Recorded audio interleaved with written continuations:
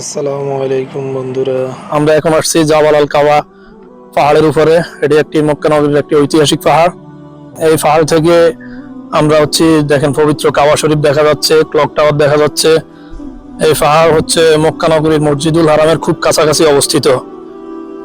এই পাহাড় আগে অনেক বড় ছিল, কিন্তু হারাম শরীফের সম্প্রসারণের কারণে এই পাহাড় আস্তে আস্তে খুব ছোট করা হয়েছে। কিন্তু এই পাহাড়ের সাথে মক্কার ঐতিহ্য ঘিরে আছে।